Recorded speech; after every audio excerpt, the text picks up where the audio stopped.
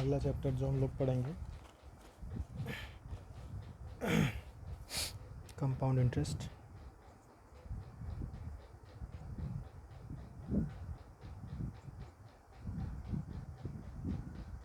चक्रवृद्धि ब्याज बोलते हैं इसको हिंदी में।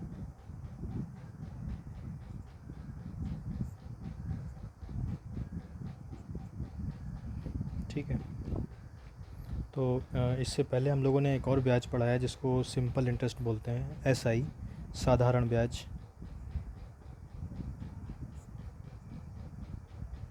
ठीक है, और ये हम लोग पढ़ रहे हैं कंपाउंड इंटरेस्ट जो आज पढ़ेंगे। तो अंतर तो वैसे भी हम जान चुके हैं, पता ही है इसमें, फिर भी एक बार देख लेते हैं। जैसे 100 रुपये की बात हो रही है, तो मान लीजिए 100 रुपये हमने साधारण ब्याज पर इन्वेस्ट किए कहीं, और 100 रुपये ही हमने कंपाउंड इंटरेस्ट पे इन्वेस्ट किए कहीं। तो जो 100 रुपये है उसको पी कहेंगे दोनों ही केस में। पी का मतलब होता है मूलधन, इंग्लिश में कहते हैं प्रिंसिपल। ठीक है, 100 रुपये दोनों ही केस में हमने इन्वेस्ट किए। अब दोनों ही केस में जो ब्याज की दर है वो 20% है। तो साधारण ब्याज के चैप्टर में जो फॉर्मूले वगैरह हैं उसमें इसको कैपिटल आर से लिखते हैं, और कंपाउंड इंटरेस्ट में इसको स्मॉल आर से लिखते हैं। लेकिन कोई ज़रूरी नहीं, कैपिटल आर से भी लिख सकते हैं। आर का मतलब होता है रेट, हिंदी में कहते हैं दर, इसके आगे परसेंटेज लगा होता है। तो साधारण ब्याज वाले चैप्टर में इसको कैपिटल आर से लिखते थे, बट इसमें स्मॉल आर से लिखते हैं। लेकिन कोई मैंडेटरी नहीं है, ज़रूरी नहीं है, आप कैपिटल आर भी लिख सकते हैं। तो ये दोनों पे मान लीजिए 20% की दर से हमने 100 रुपये इन्वेस्ट किए। कितने साल के लिए? मान लीजिए हम 3 साल के लिए इन्वेस्ट करते हैं। ठीक है, तो इसमें 3 वर्ष, तो इसमें तो ये टाइम हो जाता था T, I is equal to P R T upon 100 formula होता था। इसमें टाइम को एन से शो करते हैं। मान लीजिए इसमें 3 वर्ष के लिए किया, तो इसमें टाइम जो है ना 3 वर्ष, वो एन लिखते हैं उसको, एन।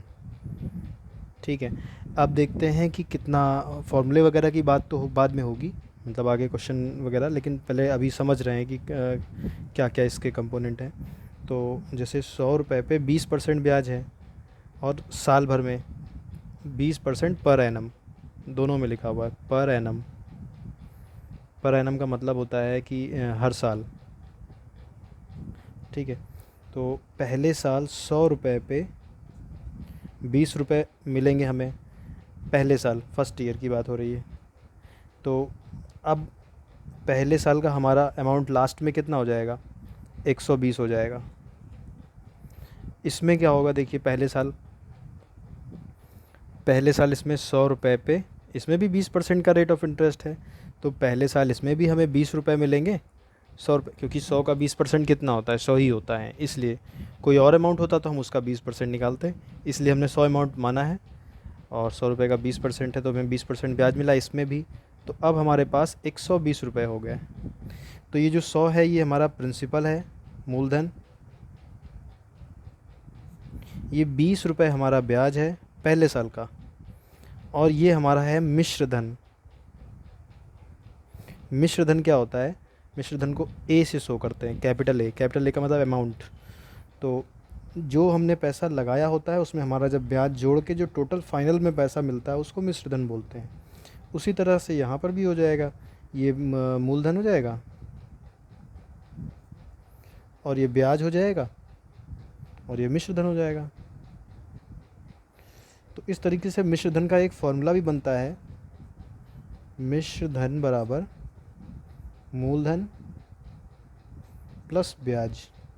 कभी कभी ये फार्मूला भी पूछा जाता है उसमें, ऑप्शन वाले क्वेश्चन में। अब इस फार्मूले में मूलधन निकालना है तो ब्याज को उधर भेज देंगे। मूलधन बराबर हो जाएगा मिश्रधन माइनस ब्याज। अब हम यहाँ पे मान लीजिए मूलधन का फॉर्मूला निकालना है, तो मूलधन बराबर मिश्रधन उधर था अकेला, मिश्रधन, ब्याज उधर चला जाएगा माइनस में, तो माइनस ब्याज हो जाएगा। अब अगर हमें ब्याज का फॉर्मूला निकालना है, ब्याज बराबर, तो मूलधन को उधर भेज देंगे, हटा देंगे, जिसका फॉर्मूला निकालना है उसको अकेला करना है। तो मिश्र धन माइनस मूलधन। तो ये कुछ फॉर्मूले भी इसी से बने हुए हैं, इनको डायरेक्ट याद करने की ज़रूरत तो है नहीं, सिंपल सी बात है, जितना हम पैसा लगाते हैं और जितना ब्याज मिलता है उनको जोड़ के मिश्र धन पूछा जाता है।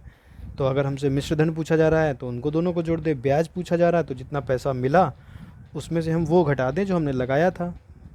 तो ब्याज मतलब जितना पैसा मिला उसमें से वो घटा दें जो लगाया था। इसी तरह मूलधन बताना है तो जितना ब्याज बना है उसको घटा दें टोटल वाले में से, तो हमें पता चल जाएगा कि हमारा मूलधन कितना था। तो इतना तो हो गया, ये पहले साल की बात थी।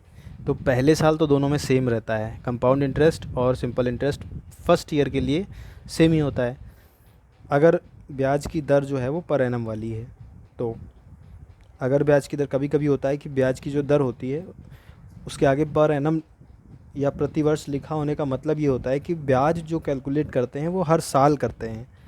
अब अगर वहाँ पर प्रति वर्ष की जगह पर प्रति छमाही लिखा होता तो ये माना जाता कि हर 6 महीने पे ब्याज कैलकुलेट हो रहा है, हर 6 महीने पे ब्याज जुड़ रहा है, ठीक है।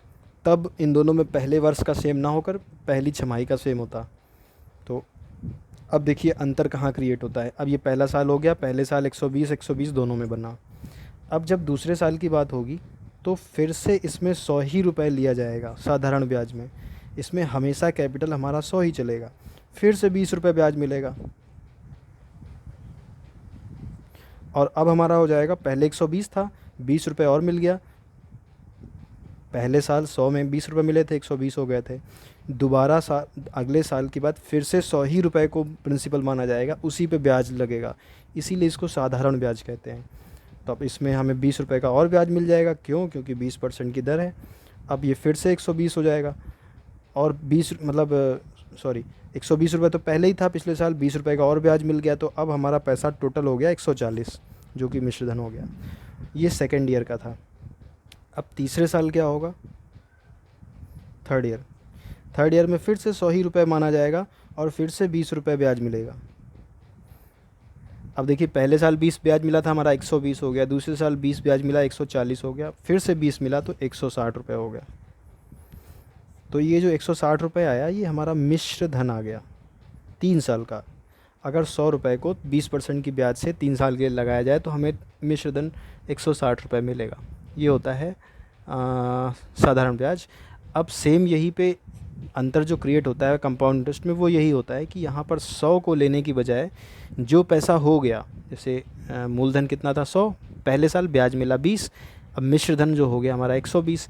अब अगले साल जो ये प्रिंसिपल लेते हैं उसको वो पूरा का पूरा ले लेते हैं, जो ब्याज मिला है उसको मिला के 120। अब फिर से हमें 20% का ब्याज मिलेगा, 20 रुपये का ब्याज नहीं था, 20% का था। अब 100 रुपये पे का 20% 20 होता है, इसलिए हमें 20 का ब्याज मिला। अब जो हमारा प्रिंसिपल है, P फॉर प्रिंसिपल मतलब मूलधन, उस पर 20% का ब्याज मिलेगा। तो 120 का 20% कितना होता है? 24 होता है। निकालते कैसे? 120 गुणे 20/100, ठीक है। 20 पंचे 100, 5 से काटेंगे, 5 दूनी 10, 5 चौको 20, ठीक है। दूसरा तरीका यह है कि 20% का मतलब 100 का 5वां भाग, तो आप 120 का 5वां भाग कर दो, डायरेक्ट 5 से भाग कर दीजिए, 24 निकल आएगा, वो भी तरीका है। तो अगले साल मिश्रधन हो गया हमारा, प्रिंसिपल हो गया हमारा पिछले साल का मिश्रधन। अब इस पे ब्याज हमें मिलेगा 24 रुपये, सेकेंड ईयर की बात हो रही है। तो फिर इसका टोटल हो जाएगा 144। ये हमारा दूसरे साल का मिश्रधन हो गया, ठीक है।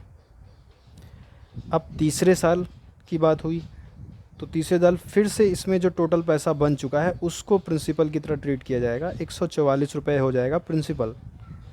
अब हमें ब्याज कितना मिलेगा? फिर से हमें ब्याज मिलेगा इसका 20%।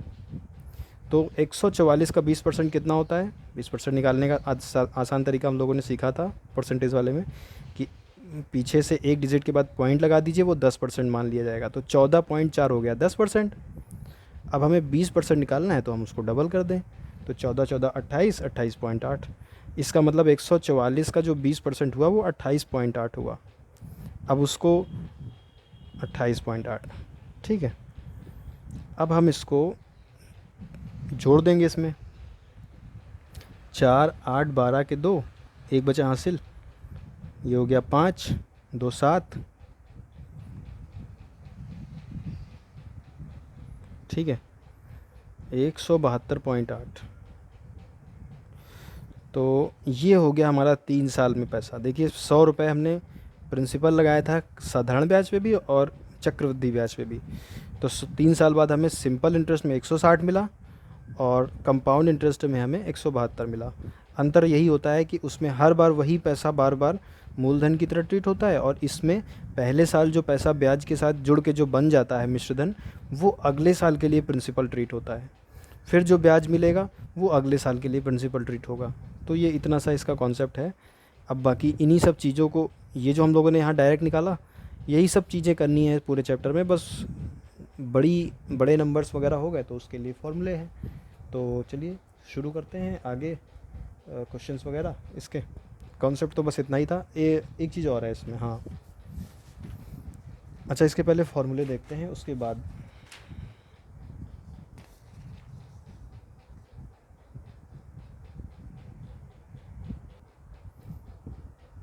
अब देखिए जो इसका फॉर्मूला है, क्या कहते हैं, मिश्रधन का जो कंपाउंड इंटरेस्ट की जब बात होगी उसमें से कई चीज़ें होती ना, साधारण सॉरी रेट ऑफ इंटरेस्ट होता है, टाइम होता है, प्रिंसिपल। तो इसका एक जो फॉर्मूला है वो ये है कि अगर चक्रवृद्धि ब्याज की बात हो रही है, चैप्टर तो हम यही पढ़ रहे हैं, सिंपल इंटरेस्ट बट वहीं तक था अंतर समझने के लिए। तो सी आई की बात अगर हो रही है तो कंपोनेंट क्या होंगे, एक तो हमारा सी आई होगा, एक होगा हमारा प्रिंसिपल, एक होगा हमारा रेट दर, ठीक है, रेट को स्मॉल आर भी लिखते हैं, एक होगा हमारा टाइम को एन लिखते हैं, और एक होगा हमारा ए फॉर अमाउंट। अमाउंट क्या होता है, पूरा पैसा। तो इसका फॉर्मूला होता है कि जो अगर हमने कोई पैसा दिया प्रिंसिपल एन समय के लिए, ये समय R% की दर पे, तो हमें जो पैसा वापस मिलेगा अमाउंट का फॉर्मूला होता है P मल्टीप्लाई, P मतलब प्रिंसिपल जितना पैसा हमने डाला था, multiply by 1 plus R/100, R for रेट, 1 प्लस दर बटे में 100 की पावर समय, ये फार्मूला होता है। इस फार्मूले से सारे सवाल निकलते हैं। अब यहाँ से इसमें देखिए किसकी बात हो रही है, अमाउंट की बात हो रही है, मतलब सब कुछ मिला के जो पैसा हमें वापस मिलेगा। प्रिंसिपल की बात हो रही है, दर की बात हो रही है। हालांकि ये कोई फार्मूला नहीं है, बस ऐसे बना दिया गया है। देखिए इसका कॉन्सेप्ट ये है कि देखिए प्रिंसिपल गुणे 1 प्लस R/100। जब देखिए ये वही हो गई ना, 1 का मतलब क्या होता है, 100% होता है।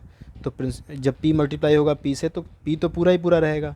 अब जैसे हमने बोला 20% की ब्याज दर पे, ठीक है, तो टोटल कितना हो गया, हमने परसेंटेज में पढ़ा था कि अगर किसी चीज़ पर 20% का प्रॉफिट हो रहा है तो अब वो 120% हो गया। तो वो 120/100 हो गया, परसेंटेज हटाएंगे तो बटे में 100 लगाएंगे। अब इसी 120/100 को इन्होंने ऐसे लिख दिया है 1 प्लस 20/100। देखिए 20% की दर थी, आर की जगह पर 20 आ रहा है। और पावर क्यों लगाई है, ये पहला साल था। अब मान लीजिए अगले साल भी 20% मिलता तो फिर से यही लिखते। तो उसी की पावर n की जगह पर अगर 2 है तो यहाँ पे 2 साल है, तो उसी चीज़ को 2 बार गुणे में लिखने की बजाय पावर लगा दिया है। तो ये सिर्फ परसेंटेज ही है, कोई फार्मूला नहीं है ये। लेकिन फिर भी किताबों में और हमें आज तक जो पढ़ाया गया है वो फार्मूला ही पढ़ाया गया है। हम फिलहाल दोनों तरीके से करेंगे, जो तरीका आपको आसान लगेगा उस हिसाब से कर सकते हैं। तो यहाँ पर हमें क्या निकलता है, मिश्रधन।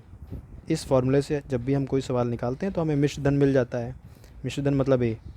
अब अगर हमसे साधारण ब्याज पूछा गया, मतलब सॉरी कंपाउंड इंटरेस्ट पूछा गया होगा, चक्रवृद्धि ब्याज CI पूछा गया होगा, तो इसके लिए हम क्या करते हैं कि ए में से P को माइनस कर देते हैं। ए में से P को माइनस कर देते हैं, मतलब जितना ब्याज वो मिला है पैसा, उसमें से हम अपना प्रिंसिपल जितना इन्वेस्ट किया था उसको घटा देंगे, तो जो अंतर आएगा वही ब्याज बना होगा। तो ये उसका दूसरा फॉर्मूला है। और डायरेक्ट फार्मूला अगर कंपाउंड इंटरेस्ट का चाहिए तो उसका फार्मूला ये है, वही है कि ए की जगह पर देखिए ये है ना, ये का पूरा यहाँ पर ए की जगह पर रख दिया जाए। ए का मतलब होता है पी गुणे 1+r/100 की पावर n, इसको उठा के पूरा ए की जगह पर रख दिया जाए। तो और p फिर कॉमन हो जाएगा दोनों में, तो p को कॉमन ले लेंगे, तो सी आई का फॉर्मूला हो जाएगा p मल्टीप्लाई 1+r/100 की पावर n -1। ये डायरेक्ट फार्मूला है सी आई का, कंपाउंड इंटरेस्ट का। ठीक है, अब वैसे फॉर्मूले वगैरह तो क्वेश्चन में ज़रूरत पड़ेगी तो वहीं पे करेंगे। अब एक जो सबसे ज़रूरी चीज़ है और लास्ट इसका कॉन्सेप्ट है वो जान लेते हैं, कि बाकी सब तो ठीक है, इसमें कोई दिक्कत नहीं है। एक चीज़ होती है जो n ब्याज की जो दर होती है, उसमें 2-3 चीज़ें लिखी होंगी। इस चीज़ को ध्यान से समझिएगा, क्योंकि इसकी वजह से कभी कदार क्वेश्चन गलत हो जाते हैं। ब्याज की जो दर होती है वो लिखा होगा 20% छमाही, या 20% तिमाही, या 20%, कोई भी परसेंट होता है, 20 ज़रूरी नहीं है, और 20% प्रतिवर्ष। अब देखिए बात को, अब यहाँ पर बात को समझिए। अगर 2 साल के लिए पैसा दिया गया है, 2 साल के लिए पैसा जमा किया गया है और बोला गया है कि ब्याज की जो दर है वो 20% प्रतिवर्ष है, इसका मतलब क्या हुआ कि हर साल 20% जुड़ेंगे। 2 साल के लिए दिया है तो इसका मतलब साल में 2 बार जुड़ेगा। तो यहाँ पे जो फॉर्मूला होता है n, ठीक है, इसमें टाइम को देखिए, मतलब पहले अगर इस वाले की बात हो रही है, प्रतिवर्ष वाले की बात हो रही है, तो रेट तो 20% ही रहेगी, जो है वही रहेगी, और टाइम की जगह पर रेट ही रहेगी, और टाइम जो n है वो भी n ही रहेगा। डायरेक्ट मतलब प्रतिवर्ष वाले में सेम रहता है, तो n की जगह पर n ही रखेंगे, 20 ही रखेंगे।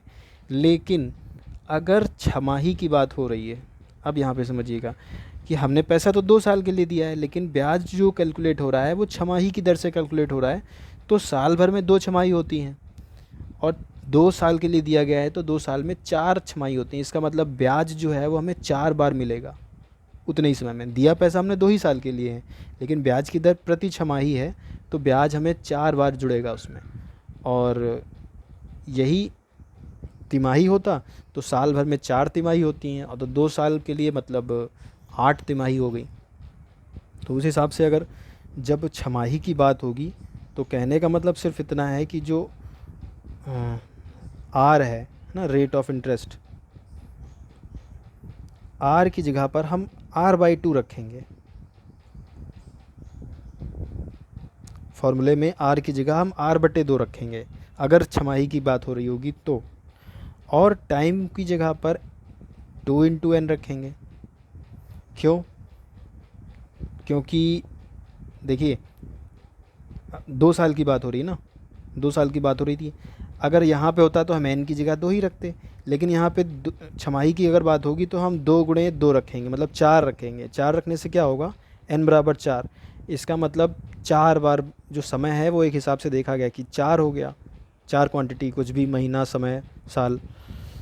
4 इसीलिए हो गया क्योंकि 2 साल में 4 छमाही होती हैं। ठीक है, और रेट ऑफ इंटरेस्ट जो हो जाएगी वो ये पर ईयर वाली थी, अब छमाही कैलकुलेट हो रही है इसलिए उसको हाफ हो जाता है वो, तो r की जगह पे r/2 हो जाता है। और सिंपल जो तिमाही की अगर बात होती है तो साल भर में कितनी तिमाही होती हैं, 3-3 महीने के 4 पार्ट होते हैं। तो r = हम r/4 रखते हैं, और n = 4 × n रखते हैं। बस इतनी सी चीज़ है इसी फार्मूले में। एक फार्मूला जो ये है और एक ये फार्मूला यही रहेगा। अगर ब्याज की दर छमाही होगी तो हम दर की जगह पर दर/2 करके रखेंगे। मतलब अगर दर 20 दी गई है तो हम 20/2 मतलब कितना आ गया, 10। तो हम इस फार्मूले में 10 r की जगह पर 10 रखेंगे। ठीक है, और n की जगह पर अगर n 2 दिया गया था तो 2 × n मतलब 4 रखेंगे। अब यही वाली तिमाही की बात होगी कि कुछ पैसे को 2 साल के लिए 20% की दर पे दिया गया है, तो हम r की जगह पर r/4 मतलब 20/4 मतलब 5%। फार्मूले में यहाँ पे r की जगह पर हम 5% रखेंगे। दिया हमें 20% है, लेकिन हम 5% रखेंगे क्योंकि ब्याज की दर तिमाही है।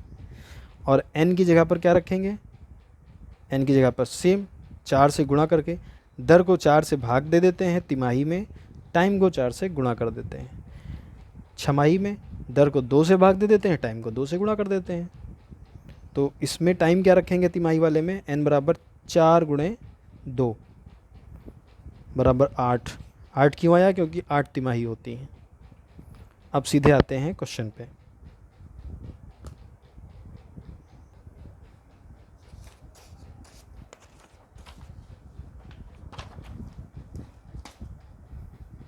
अब देखिए, जैसे पहला क्वेश्चन दिया गया है,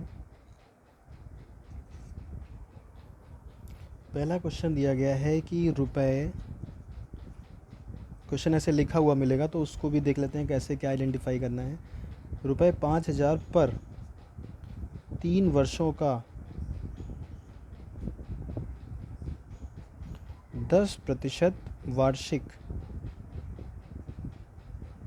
देखिए 10% के बाद वार्षिक लिखा हुआ है। ये अक्सर इस चीज़ पे हमें ध्यान देना है, अगर छमाही तिमाही दिया गया होगा तो पीछे जैसे बताया उसी हिसाब से करना होगा, लेकिन 99% केस में वार्षिक ही मिलेगा। वार्षिक की दर से चक्रवृद्धि ब्याज कितना होगा पूछा गया है। चक्रवृद्धि ब्याज कितना होगा। अब यहाँ पर बात को समझिए, जो पैसा शुरू में इन्वेस्ट किया जाता है वो हमारा P हो गया, जितने टाइम के लिए हो गया ये हमारा N हो गया, जिसके आगे परसेंटेज लिखा होगा इसका मतलब वो दर है, ये रेट हो गई हमारी, स्मॉल r भी लिख सकते हैं कि वार्षिक चक्रवृद्धि ब्याज पूछा है। अब फॉर्मूला देखिए, जो किताबों में तरीका दिया गया है पहले हम वो तरीका उस तरीके से करते हैं, ठीक है। उसके अलावा एक तरीका और है जो मुझे पता है, किताबों में तो नहीं मिलेगा वो, लेकिन अगर आपको समझ में आता है वो तो उससे भी किया जा सकता है, थोड़ा सा लॉजिकल वाला है। अब देखिए ये क्वेश्चन था, अब इसमें हमें सबसे पहले फॉर्मूला मिश्र धन निकालेंगे। A बराबर P मल्टीप्लाई में 1 प्लस R अपॉन में 100 की पावर N, ये फार्मूला होता है। अब यहाँ पर देखिए P फॉर प्रिंसिपल मतलब 5,000 गुणे 1 प्लस R की जगह पर क्या दिया है 10, 1 प्लस 10/100 की पावर N, N का मतलब हो गया आपका कितने साल के लिए, 3 साल के लिए, तो N की जगह पर 3।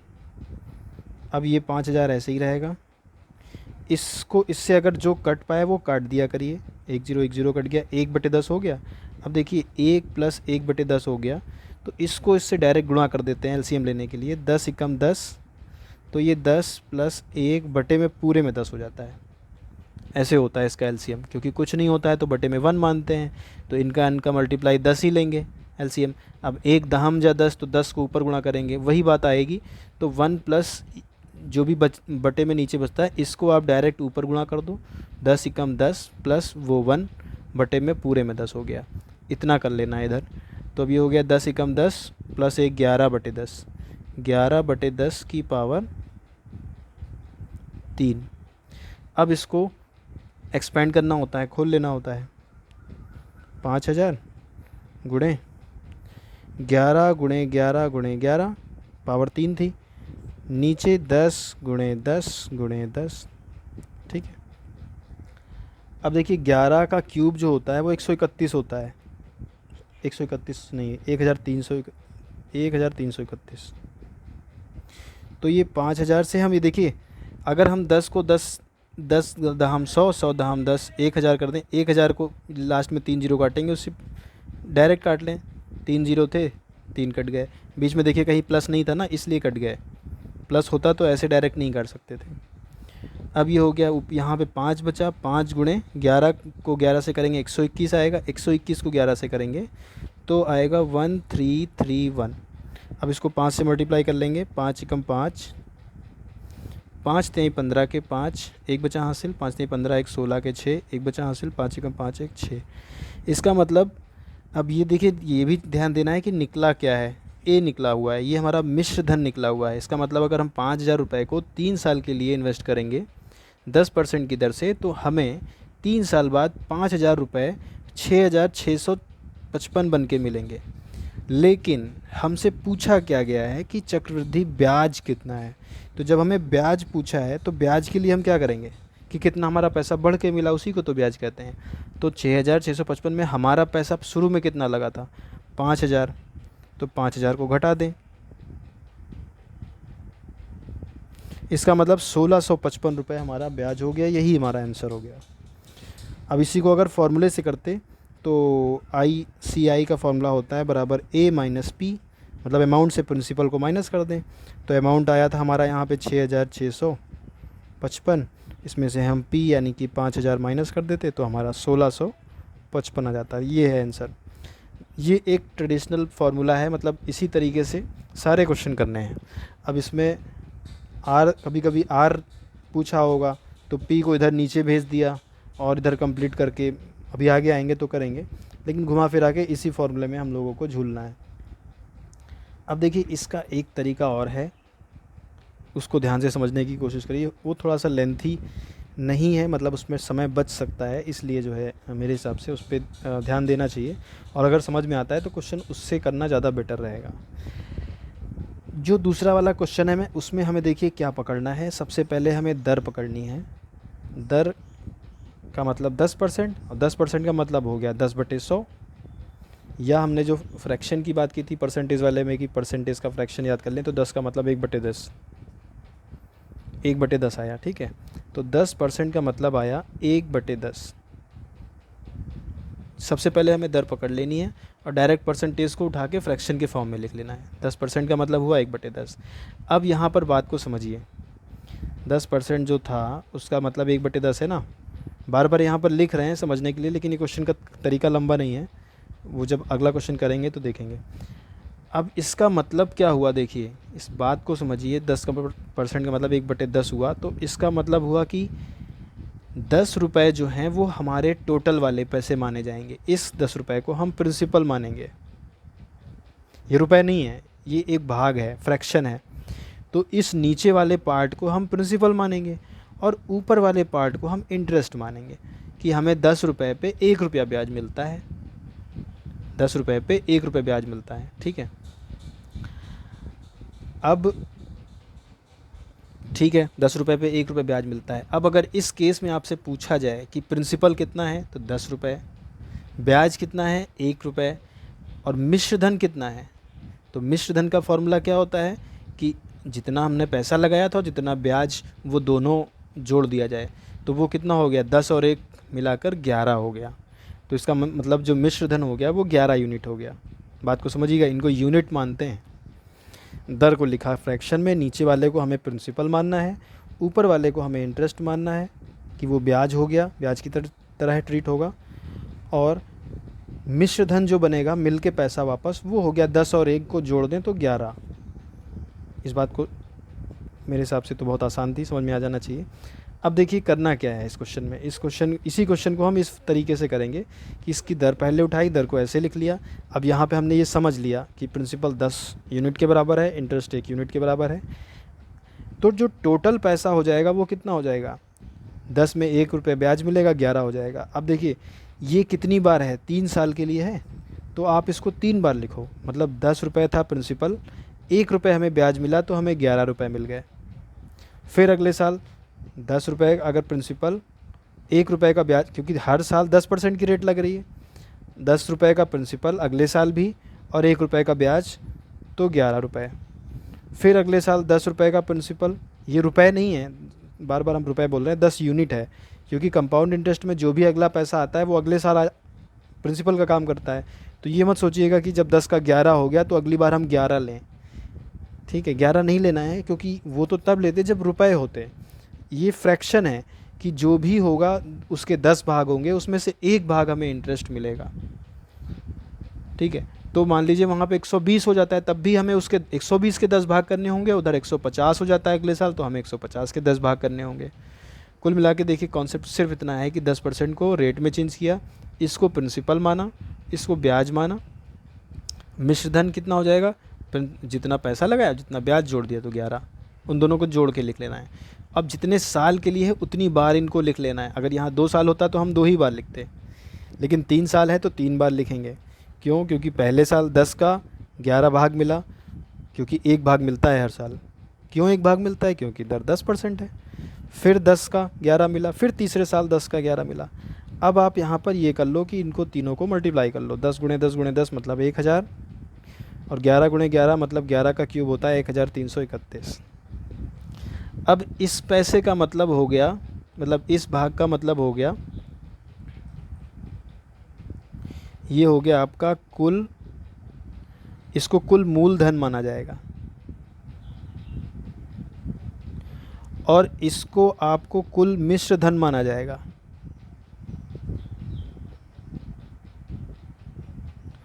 अब देखिए, मूलधन और मिश्र धन के अंतर को क्या माना जाएगा? ब्याज। सिंपल सी बात है ना। इनके अंतर को ब्याज माना जाएगा। जितना पैसा वापस मिला, जितना लगाया, उन्हीं का अंतर तो ब्याज होगा। तो इनका जो डिफरेंस होगा कितना आया? 331 यूनिट, ये हमारा ब्याज माना जाएगा। ठीक है। अब करना कैसे है? अब क्या पूछा है इन्होंने हमसे? चक्रवृद्धि ब्याज पूछा है। तो हमें ब्याज मतलब इस अमाउंट को बताना है। बताएंगे कैसे? कम, इन दोनों में से कोई एक चीज़ दी गई होगी, उससे कंपेयर कर लेंगे। कुल मूलधन कितना है? 5000, और यहाँ पे कितना है? 1000। इसका मतलब जो 1000 यूनिट है वो 5000 रुपये के बराबर है। तो 1 यूनिट कितने के बराबर है? 1 यूनिट है 5000 को आप 1000 नीचे ले जाओ, भाग कर दो। 1 यूनिट इसका मतलब 5 के बराबर है। बस यही ढूंढना हमारा काम है। अब आपको कुछ भी बताना है, 1 यूनिट 5 के बराबर है। अब अगर हमसे पूछा होता मिश्रधन बताओ, तो मिश्रधन ये है ना, इसको आप 5 से मल्टीप्लाई कर दो। 1331 को 5 से मल्टीप्लाई करेंगे तो 6655 आ जाएगा। ये हमारा मिश्रधन आंसर हो जाएगा। अब अगर हमसे ब्याज पूछा है, तो ब्याज हमारा 331 यूनिट है, और इसको हमें क्या, 1 यूनिट जो है वो 5 के बराबर है, तो हम इसको 5 से मल्टीप्लाई कर दें। 5 एकम 5, 5 3 15, और 5 एक बचा हासिल, 5 3 15 1 16, 1655, ये हमारा ब्याज आ गया। ये बहुत ही आसान तरीका है। अभी हो सकता है पहली बार में ना समझ में आया हो, लेकिन इस तरीके से करना। कभी कभी क्या होता है, जब ये पावर बहुत बड़ी हो जाती है, 3 पावर है, मान लीजिए यहाँ 27 है, अब आप 27 को लिख के मल्टीप्लाई कर रहे हैं 3 बार, उसका क्यूब निकाल रहे हैं, इसमें क्या है कि थोड़ा सा कैलकुलेशन भी कम हो जाती है, काटने पीटने वाला। एक क्वेश्चन और देखते हैं। अच्छा, इस तरीके से पहले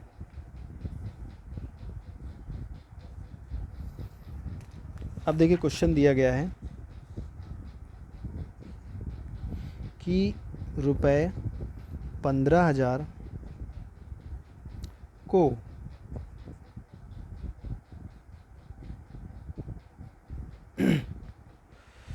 8% चक्रवृद्धि ब्याज की दर से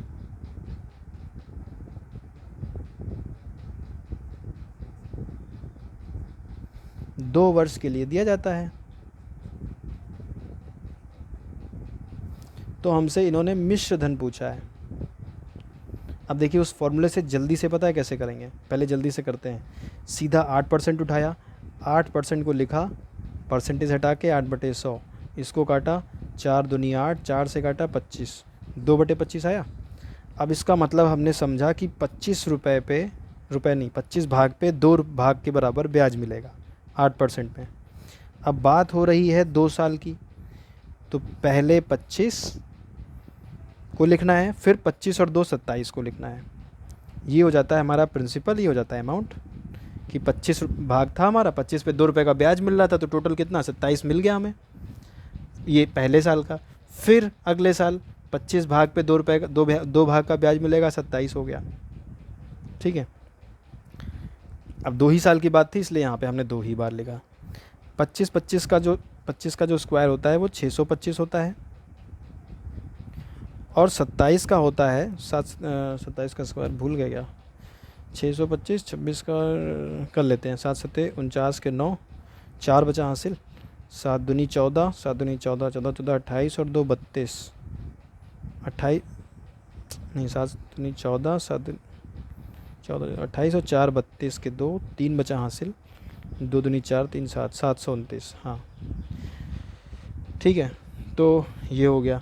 इसका मतलब ये जो हो गया ये कुल प्रिंसिपल था और ये हमारा कुल मिश्र धन है। अब हमें निकालना ही मिश्र धन है, हमें ये वैल्यू बतानी है, तो उसके लिए हम इसको कंपेयर कर लें। पैसा हमें दिया गया था 15,000, पैसा हमें 15,000 दिया गया था। अब यहाँ से देखिए 625 यूनिट जो है ये प्रिंसिपल होती है कुल, ये है 15,000 के बराबर। आप यहाँ से बस 1 यूनिट का मान निकाल लो, तो 1 यूनिट क्या हो जाएगी, 1 यूनिट निकालने के लिए इसको नीचे भेज दिया करो बटे में 625। अब 625 से भाग दे देते हैं, 25 से काटते हैं अगर, 25 छंग 150, 2 जीरो लग गए, 25 से काटेंगे ये आ जाएगा। फिर इसको 25 से काटेंगे, 25 से कम 25, इधर 25 दूनी 50, 10 बचा, 25 चौके 100, 24। इसका मतलब 1 यूनिट जो है वो 24 के बराबर है। अब अगर हमसे कुल मतलब मिश्र धन पूछा है तो हम इसको 24 से गुणा कर दें, सीधा आंसर आ जाएगा। अगर हमसे ब्याज पूछा है तो इनका अंतर जो भी है 729 और 625 का अंतर, 9 में से 5 गया 4, 2 में से 2 गया 0 और 7 में से 6 गया 1।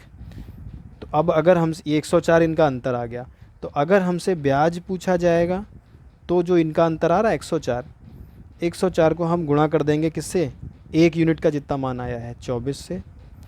अगर हमसे, अब इन्होंने हमसे रियल में मिश्रधन पूछा था तो मिश्रधन ये वाला बनता है, तो हम 729 को 24 से मल्टीप्लाई कर देंगे, यहाँ से मल्टीप्लाई करेंगे। अब इनको जब मल्टीप्लाई करेंगे तो जो आएगा वो हमारा आंसर हो जाएगा। 4 9 36, ये आ जाएगा आपका 174 96, यही हमारा मिश्रधन हो जाएगा। अब अगर ब्याज पूछा गया होता तो हम 124 को 104 से मल्टीप्लाई कर देते। ये थोड़ा सा लॉजिकल तरीका है। अब अगर इसी को फॉर्मूले से करना होता तो ऐसे करते, मिश्रधन पूछा है, मिश्रधन का फॉर्मूला A बराबर P, दोनों तरीके देख रहे हैं, आपको जो बेटर लगे, गुणे 1 + R/100 की पावर n, ये फार्मूला है किताब वाला। अब P की जगह पर 15,000 गुणे 1 + R की जगह पर 8/100 की पावर 2, 15,000 गुणे 8 से काटेंगे 4 दूनी 8, 4 से काटेंगे ये 8 से 4 दूनी 8 और 4 से काटेंगे 25 आएगा, 25 से कम 25 और 2 27, 27/25 की पावर 2। अब 15,000 गुणे 27 बटे में 25 गुणे 25। अब इनको हल कर लेंगे काट पीट के, इनको कैलकुलेट कर लेंगे, हल कर लेंगे काट पीट के, तो यही आंसर आएगा 174 96।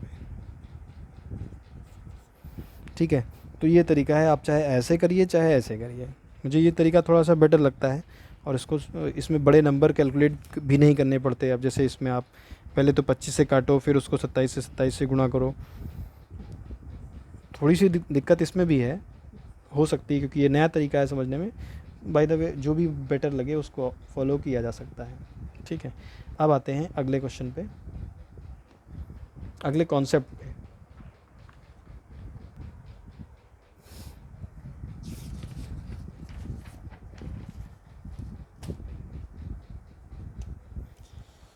अब जो अगला क्वेश्चन दिया जा रहा है,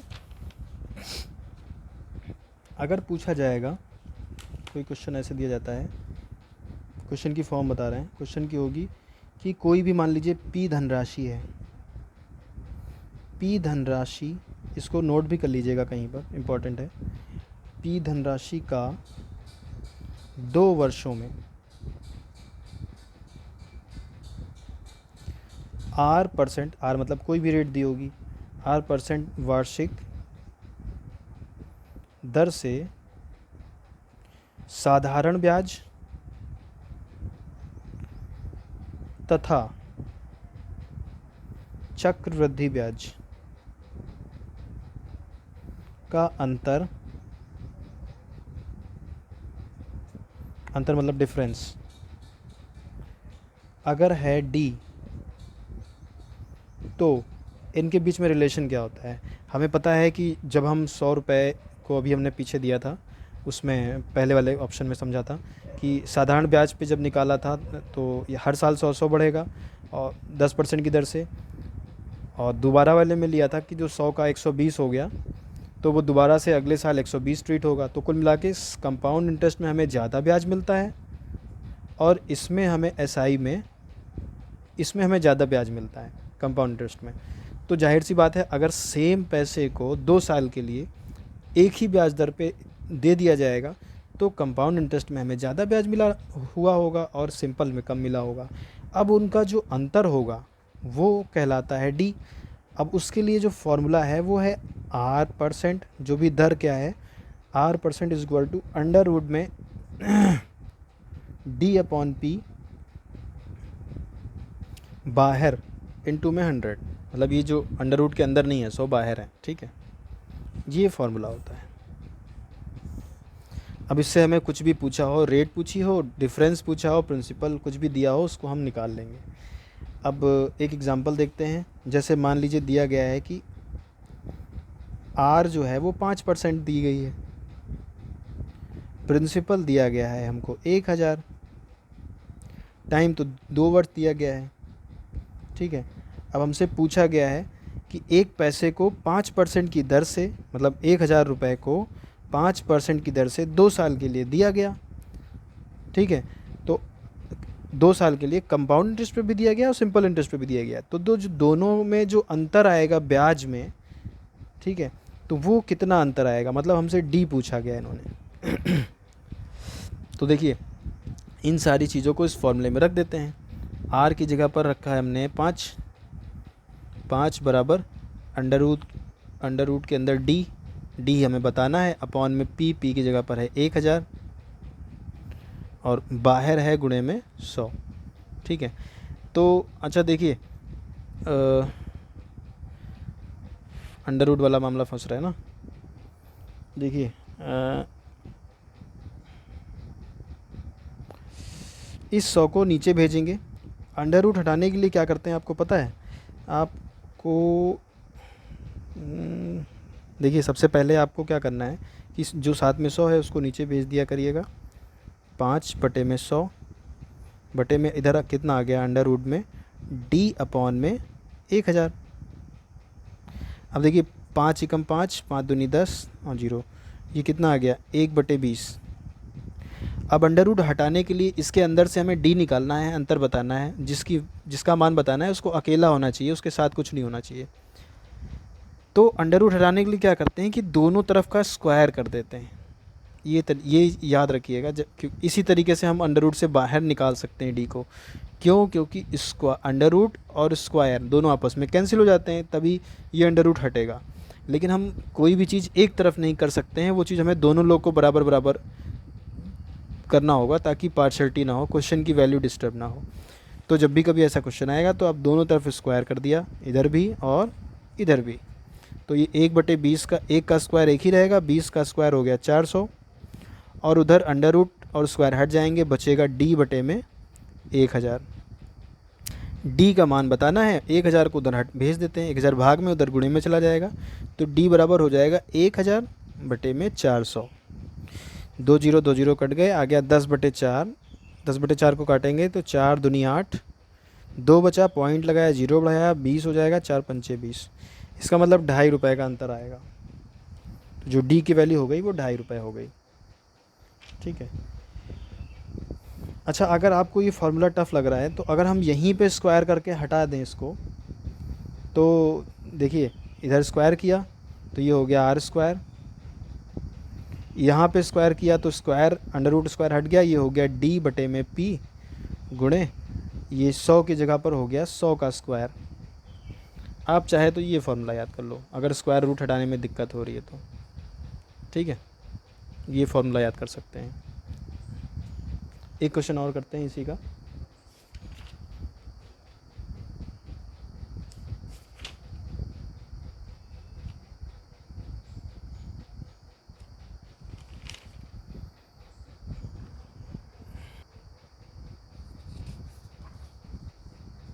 क्वेश्चन दिया है रुपये 1600 का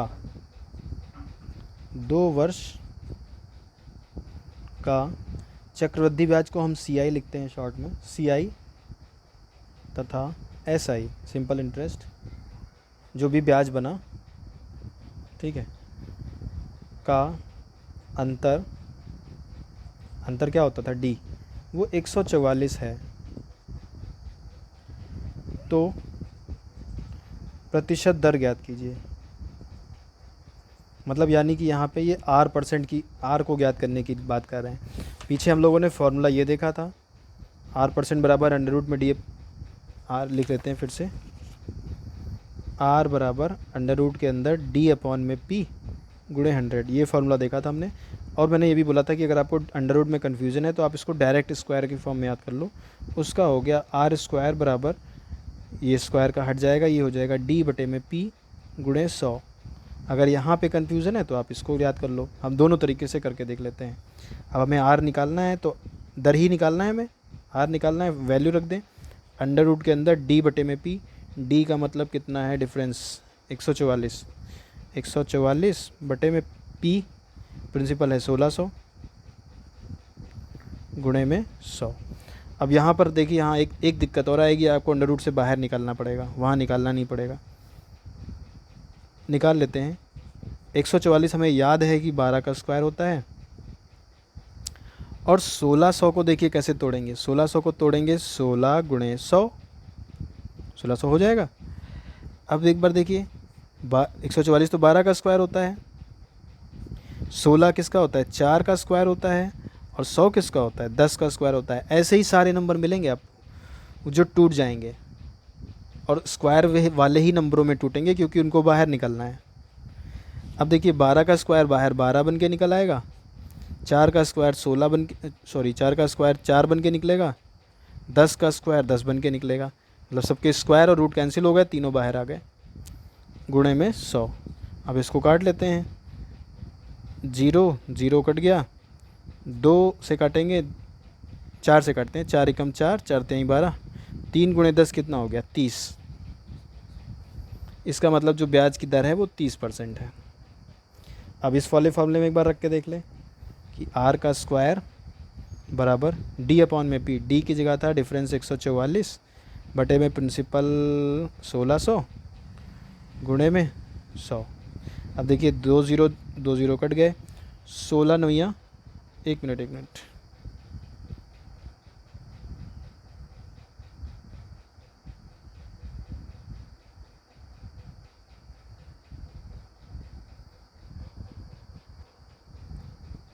ये जो फॉर्मूला लिखा हमने दूसरा वाला, इसमें यहाँ पे देखिए 100 का स्क्वायर है, फॉर्मूला गलत लिखा ना,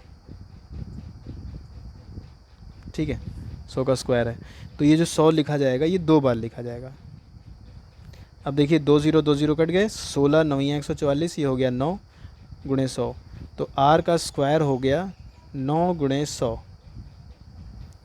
अब R स्क्वायर बराबर 3, ये 9 जो होता है वो 3 का स्क्वायर होता है, और 100 जो होता है वो 10 का स्क्वायर होता है। तो ये दोनों मिला के कितना हो गया, R का स्क्वायर बराबर 1 में कर लें तो 3 गुणे 10 का होल स्क्वायर। तो अब देखिए स्क्वायर आपका हटा दीजिए, R बराबर 30% यहाँ से भी आ गया। तो आप चाहे ये वाला फॉर्मूला देख लो, चाहे ये वाला। अब इसमें अगर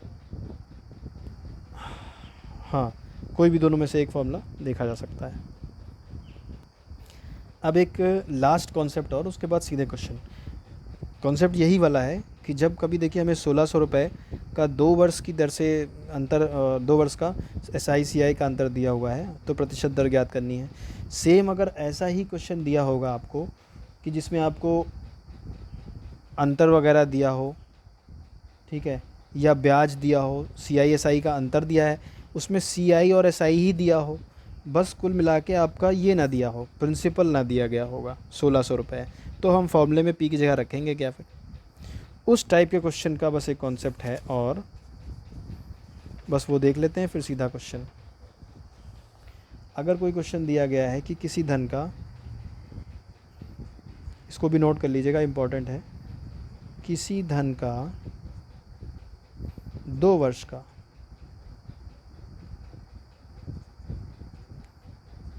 ठीक है, या T वर्ष का, मतलब मान लीजिए यहाँ पे 2 से ज़्यादा वर्ष भी दिया गया, 3 वर्ष का दिया गया है, 2 वर्ष का या T वर्ष का, कुछ भी का,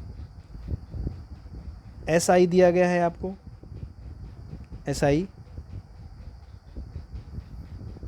ठीक है, तथा उतने ही धन का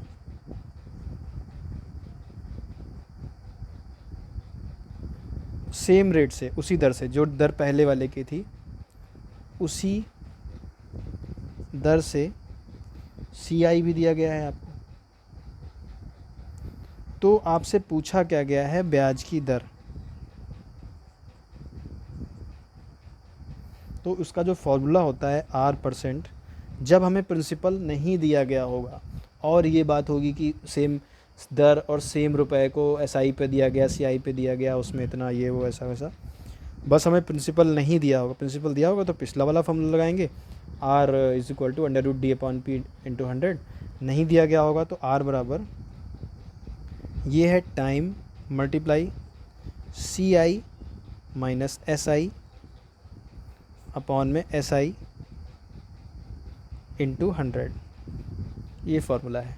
ठीक है, मतलब टाइम, कंपाउंड इंटरेस्ट SI और बटे में SI × 100। इसका मतलब बस यही हो गया कि SI जो CI का जो अंतर आया वो कितना % है SI का, उतना ही डिफरेंस क्रिएट हो रहा है, वही दर हो जाएगी आपकी। तो अब एक क्वेश्चन दिया गया है, क्वेश्चन नंबर 1, कि किसी धन को 2 वर्ष के लिए जो साधारण ब्याज पे दिया गया, तो जो साधारण ब्याज आया उसका SI वो आया 500, और जो कंपाउंड इंटरेस्ट आया सेम पैसे को ही, उसी पैसे को कंपाउंड इंटरेस्ट पे भी दिया गया था, तो उसका कंपाउंड इंटरेस्ट आया 520। ठीक है, चक्रवृद्धि ब्याज की दर थी, तो आप R बताइए। कुछ नहीं, रख देना है फॉर्मूले में, समय 2 वर्ष दिया था इन्होंने क्वेश्चन में।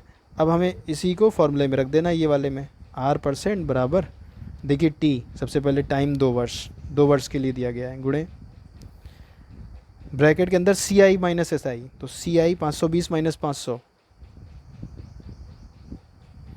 बटे में SI 500 गुणे 100। 520 में से 500 गया 20, 100 पच्चे 500, 5 चको 20, 4 दूनी 8, 8% की दर थी, हमारा आंसर आ गया। ठीक है, ये हमारा पहला क्वेश्चन। ठीक है, अब देखते हैं ज़रा सा पिछले सालों में, पिछले ईयर्स में अगर कोई आया होगा क्वेश्चन सम कंपाउंड इंटरेस्ट और सिंपल इंटरेस्ट का, उसको पहले करते हैं, फिर अपने क्वेश्चन आगे बढ़ाते हैं।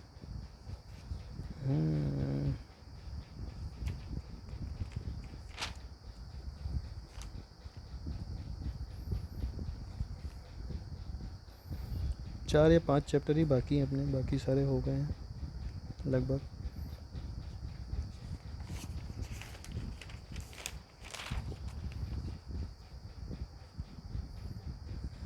ये क्वेश्चन है, देखिए चक्रवृद्धि ब्याज वाले चैप्टर का क्वेश्चन नंबर 14। ये क्वेश्चन देखिए कितना सिंपल क्वेश्चन है। लिखा हुआ है एक धन चक्रवृद्धि ब्याज की दर से 15 साल में 2 गुना हो जाता है, तो यह 8 गुना हो जाएगा कितने समय में। अब देखिए इन्होंने क्वेश्चन दिया है कि कोई धन चक्रवृद्धि ब्याज की कोई भी दर है, कोई भी दर दी गई है, उसमें 15 साल में 2 गुना हो जाता है।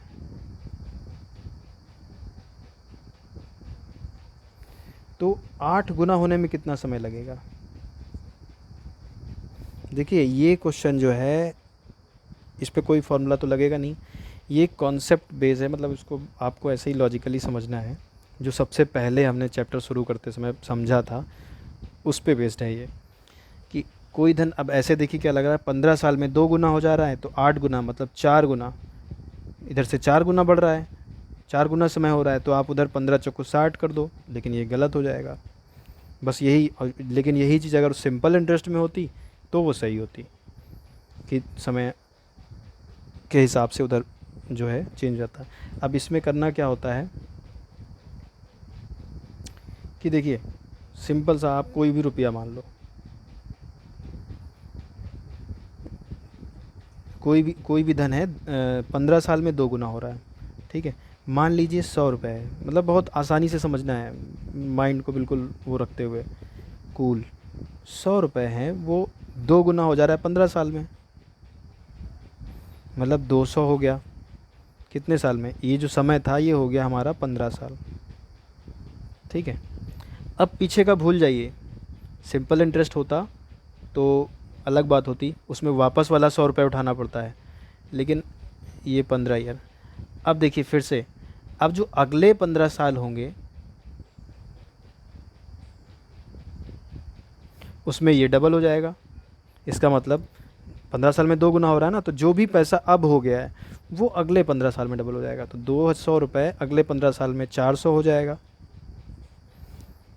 हमें ये भी याद रखना है, हमें गुना 8 गुने तक ही जाना है, उससे ज़्यादा नहीं जाना है। इसका मतलब 100 का 8 गुना 800 होता है, तो हमें 800 ही तक जाना है। अब फिर से अगले 15 साल में क्या होगा,